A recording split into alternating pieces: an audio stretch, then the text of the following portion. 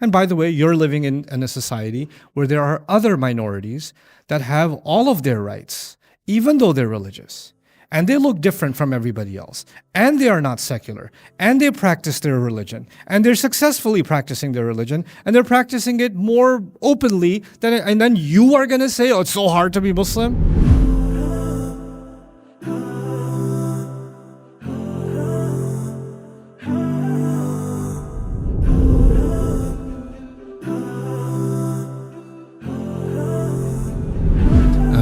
Is there a way, in your opinion, to become a better Muslim in a secular circumstances or context, and would it make sense to try? What is a secular context? Is this a secular context? Are you living in a secular country? Yeah. So is it hard? Is it really hard to be Muslim? It's really difficult? No, it's not. You're praying, you're dressed, not in disobedience to Allah. Are you not allowed to eat halal food? You're not allowed. You're not allowed to get married. You're not allowed to read the Quran. Is your access to obeying Allah just blocked? No? Oh, there's some pressure on you to join the Christmas party? That's what's so difficult? Like when people come to me and say, it's so hard to be Muslim in the West. I'm like, really? Really? You actually believe it's hard? It's just, maybe you don't know what hard means. Like people actually have a hard life. And there are people that there are Muslims I know, if they accepted Islam, if their family finds out that they accepted Islam, they will be killed. They will be killed. Their house could get burnt down because they live around religious extremists from another religion. That's hard, right? Yeah, so people don't like your religion, or some people look at you, in ugly ways, or some people discriminate against you. Okay, small price to pay for the most beautiful truth. Why are you describing that as hard? How weak do we have to be to consider some social pressure? Oh, it's too hard, right? To me, that becomes a demonstration of our own sort of weakness, right? And there are, somebody asked a really deep question. There was a sister who was doing a PhD program, and in the university, of course, they have professors, and they're celebrating LGBT, and there's all this stuff, and then there's alcohol whenever somebody presents a paper or defends a thesis, there's a party, and then they're serving alcohol and all of that, and you have to be a part of it. And if you don't they always look at you like, "What's your reaction?" And because otherwise they may not allow you to pursue your degree, or they may find other ways to block you, et cetera, et cetera. Yeah, they might. And you might have to suffer through all of that and grind your teeth, but you need to start developing a much stronger mindset. And you know what that much stronger mindset is? I'm not going to let the next generation of young women and young men go through this in this country. I'm not going to let that happen. And how will you not let that happen? If you don't become people that hold positions of power and influence in a society, then you will always be on the outside, and nobody cares about what offends you. They only care about what offends the powerful, right? So if you're not concerned with whatever education you're getting, if our concern still remains, I'm going to get an education, then I'm going to get a job, and then I'm going to get married. That's my concern. Then you know what? Generations from now, we're just going to end up losing in your lineage, in your community, Islam may not remain. Islam may move to some other ethnicity. If you want Islam to become something that remains for generations, whatever you have to promise yourself, whatever challenge you have to face that makes holding on to your Islam difficult, you are doing everything collectively within your power to make sure the next 10 years from now, this is not a problem that's repeated. The next wave, they're not going to have this problem. They might have a new problem, they won't have this one, right? And you may not be able to solve that in one day or 1 year, but you need to start coming together and doing something about these things. You need to learn the language of power. Muslims don't understand the legal system, for example. Forget the economic system. We don't understand the legal system. All these countries where there's so many exhaustive laws about discrimination, are there laws about discrimination? Yes or no? Okay, laws about religious discrimination, laws about ethnic discrimination, laws about equal treatment at the workplace, equal opportunity at the education fields. But even though the laws are in place, does actual discrimination happen at the university, at the hospital, at the office? Does it happen? Yes. But we sit there and complain about it while we're eating our halal chicken, and having our shai after Taraweeh, instead of banding together and saying, you know what, we're going to pursue legal action against this one university. We're going to get 30, 40, 50 students together and say, hey, we have documented evidence of this discrimination and we are not going to accept it. And here's our evidence, and you take it to court. And once you take it to court, now you're speaking the language of power. Because that's the only language people understand. They don't understand the language of you crying in a corner. They don't understand the language of you, being offended because your existence offends them, right? But there's another language they do speak. Oh, they speak it really well. Anything that will cost them reputation, anything that will cost them money, anything that will cost them their image as a liberal university that's all accepting and all whatever. Now you've got yourself a different ball game altogether. This is a different scenario altogether. And if the Muslims that have graduated from law school, the Muslims that are in the PhD programs, you guys need to have your own communities. Masjid is nice. It's a community, and there's a mom, and there's an engineer, and there's a doctor or whatever. But doctors should have a doctor community. Engineers should have an engineer community. There should be a working professionals community. There should be a higher education students community where you guys can exchange ideas, thoughts, concerns, converge. You can go to the business leaders of this community and say, hey, we have this problem at the university. All you businesses, help us hire a lawyer so that your kids don't have to face this tomorrow, because you're running these businesses and your kids are going to go to those universities. So let us help you create a better future for your kids. This is how community should build. But we are so focused. We have been, I'm not complaining. We have been so focused as individuals. We don't think in the sense of community. We don't think like that. Our idea of community is build a masjid and make sure you have a good wudu area and a shoe area and you're done. No, that was just the start of our community. That's not the end point. That's the starting point.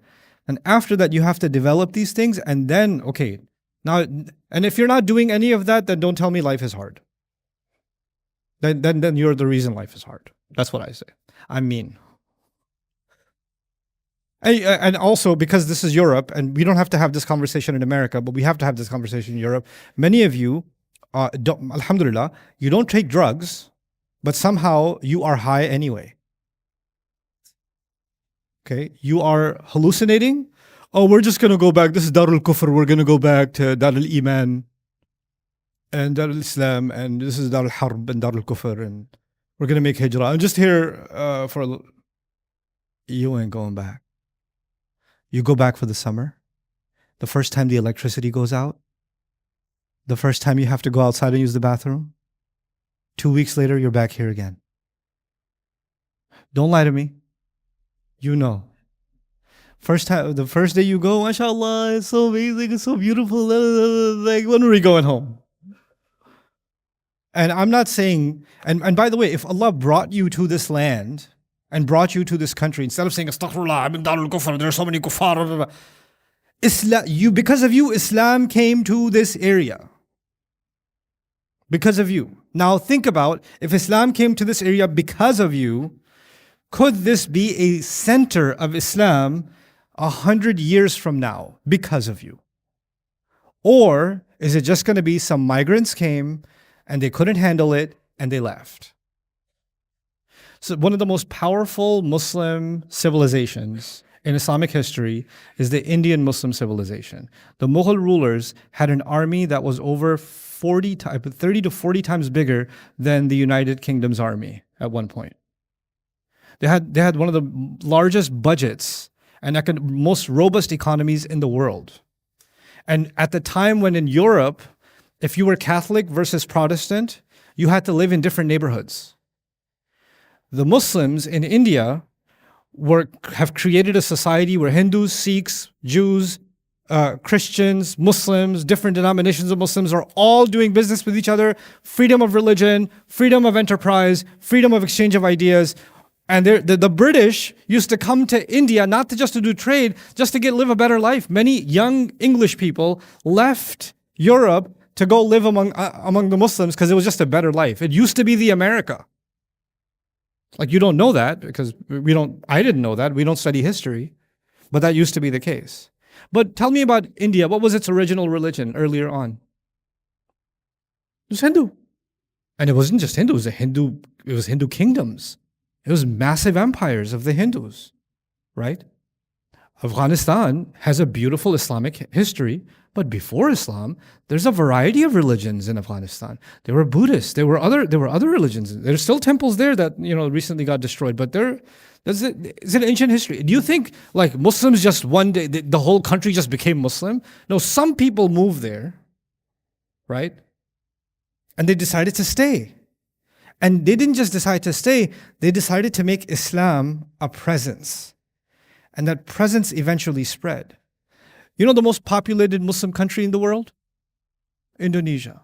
When you travel across Indonesia, you see a lot of Hindu temples, a lot of Buddhist temples. Because originally the religions in Indonesia are Hindu. And they, just to honor some of their ancestry, just to show you where they came, how they brought Islam, the Hindus used to have these giant drums, and the Buddhists used to have these giant drums outside their temples where they bang. You've seen those Chinese drum things? Like, like Kung Fu Panda, I think they had one, right? I was at Jumu'ah in Indonesia one time, and all of a sudden I hear the boom, boom, boom, boom, boom, boom, boom, boom, boom, boom, boom, boom, boom, boom, and it gets faster, faster, faster, faster, faster. I was like, is there going to be a Kung Fu festival, or is there a Muay Thai thing that's going to happen? What's going to happen? And then there was the adhan. Because actually the first people that came there and they were doing da'wah to Islam, they knew the only way to call people to some gathering was the drum thingy. They still have the drum thingy. It's so cool. Like that's where and it's the most populated Muslim country on earth. And it was the furthest place from Islam. It was the furthest place from Islam. And when I was traveling in Malaysia, we went to this island, Kota Kinabalu, from Kuala Lumpur, and it's an island. Like, you just from island to island, right? So we're just flying over, and I'm looking down at the ocean. We're about to land on this island, and I'm thinking, Ya Allah, you brought La ilaha illallah all the way here, from the deserts of Hijaz here. And we land in Kota Kinabalu, this little island. We're driving on this road, and far in the distance, you see a mountain, and on the mountain, there's a giant sign that says Allah. Oh, what is happening? I thought it'd say Hollywood, but it says Allah. And we stop at a little shop to eat, like those things that have the tin roof, right? The open shack type things, right? So we go there, we're eating food, and there was a brother, a father. He had like 4 kids, and they're all reciting a surah together, right? So I just sat next to them, just listening to these kids recite Quran. It was so beautiful. So he turns to me, he says, هل أنتم مسلمون? I said, نعم نحن مسلمون. أنتم زوار؟ نعم نحن زوار. من أين جئتم؟ جئنا من أمريكا. ما شاء الله، أنتم تتكلمون العربية في أمريكا؟ شيئا ما، نعم.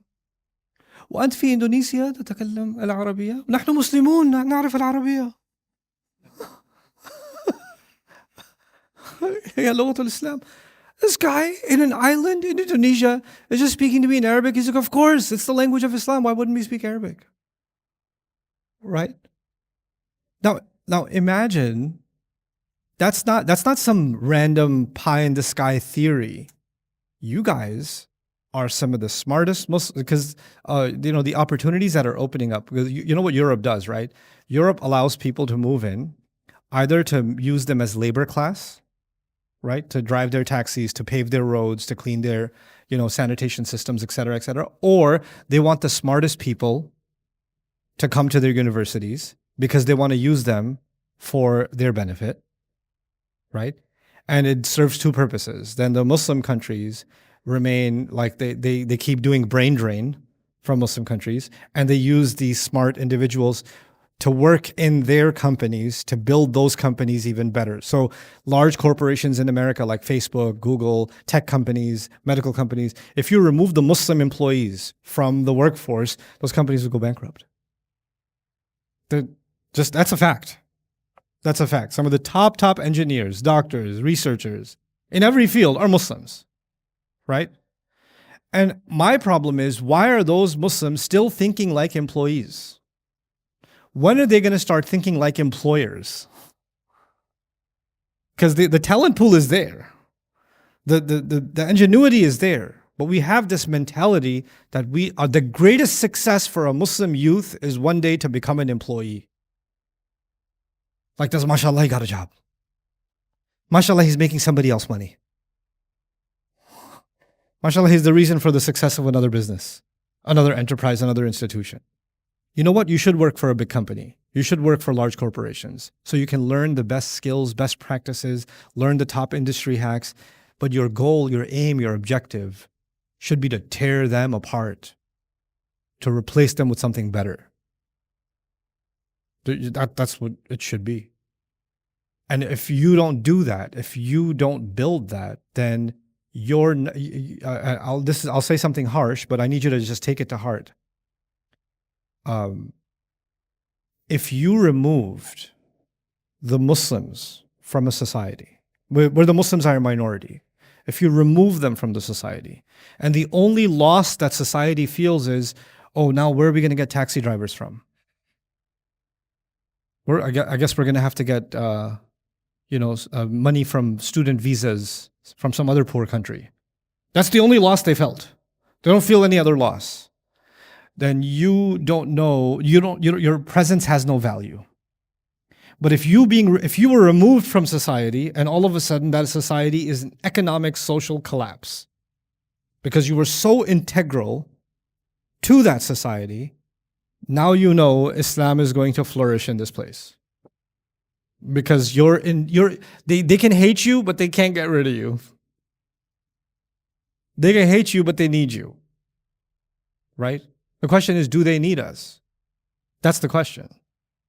Instead of so we need to stop asking the dumb question. We shouldn't be here. No, we're here and we're going to build. And we're going to deepen our roots. And we're going to strengthen ourselves.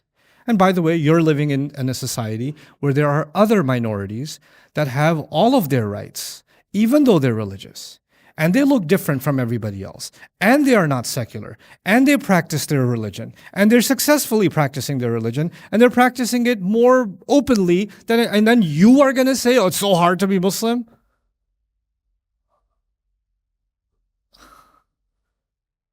Learn some lessons. Because those people that may have those kinds of rights and those kinds of liberties, yes, they had a longer time to establish themselves, but they also had a plan to establish themselves. Because when they started out, they were being treated like dogs also. That's just a fact. Just study history. Almost 300,000 souls have already been gifted a Bayyinah TV sponsorship, and the impact has been immense. But over 50,000 eager students who can't afford it are still waiting to begin their journey. You can help. Visit bayyinah.com/gift to share the gift of the Quran so that another soul can explore the depths of Allah's words. Their access lasts a year, but its impact may last a lifetime. I want you to help me help them and give the gift of Bayyinah TV today.